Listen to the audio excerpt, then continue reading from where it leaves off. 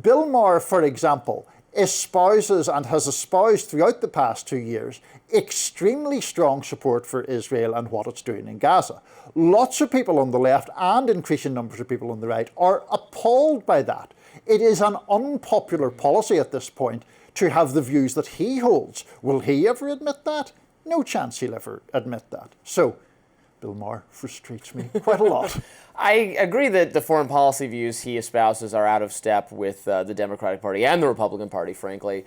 But I mean, I think his point on what would be generally helpful for electing more Democrats is probably correct in the sense that states like Virginia or Arizona or Pennsylvania that are generally up for grabs are going to be places where, but I don't know, it gets more complicated because an economically populist message is to some extent a message Republicans have themselves adopted.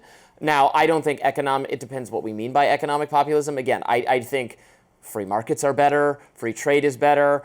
I want to have lower taxes and less regulation. I'm not going to abolish welfare tomorrow. We can have welfare, it's fine. In fact, I'd rather have more welfare and less regulation, as I've made clear in many of our recent conversations. Yep. I would rather have more welfare and less central planning. The Trump administration, apart from its tech policy, which is a completely hands-off, Reagan-esque 1980s style free market libertarian wet dream, its tech policy is that. Its other industrial policies and economic policies have been broadly way too protectionist for my measures. But that combination might be popular.